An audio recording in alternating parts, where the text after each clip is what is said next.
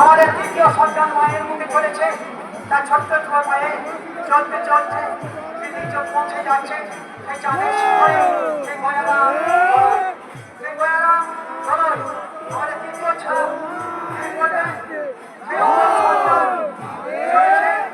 ছোট্ট ছোট্ট পায়ে চলতে চলতে ঠিক পৌঁছে যাব সেই চাঁদের চূড়ায়।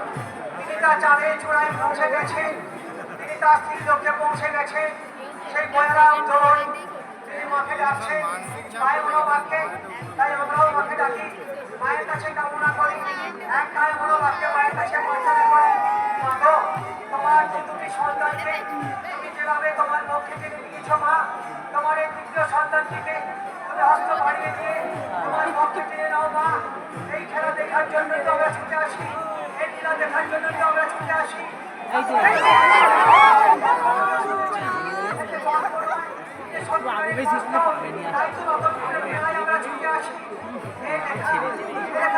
ছিঁড়ে যাবে না, হৃদয়ে লেখা থাকলে কোনদিন মুছে যাবে না, চাপ চাপ স্মৃতি হয়ে কমন হয়ে যাবে, সেই লেখা আজ আমাদের হৃদয়ের মধ্যে থাকবে যতদিন আমাদের প্রাণ থাকবে।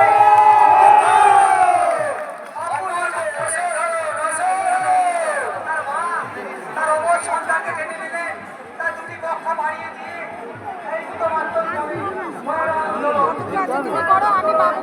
সেই ঐতিহাসিক গল্প, এই যে গল্প নয়, এই যে সত্যিকারের বাস্তবে সত্যি, সেই বাস্তবে রূপ দেওয়ার জন্য বহু সন্তান তারা ছুটে এসেছে, পাগলের ন্যায় ছুটে এসেছে।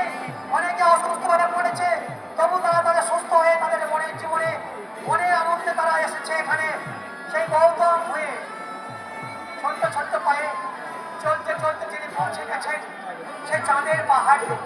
তাই আমরা মায়ের কাছে এক মনে এক গায়ে মনোবাক্যে আমরা প্রার্থনা করি, তোমার মোবাইল মায়ের সেই অবশ সন্তান মায়ের কাছে যেন ফিরে আসে সেই গৌতম হয়ে।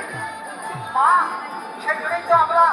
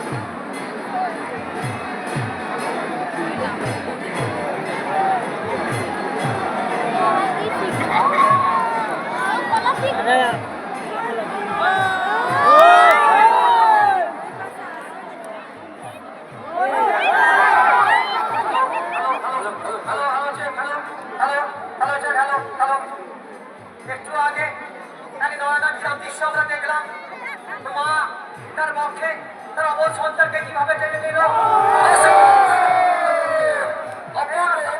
ছাপতে নিল মায়ের মুখে, মায়ের সন্তান মা তার পক্ষে টেনে নিল।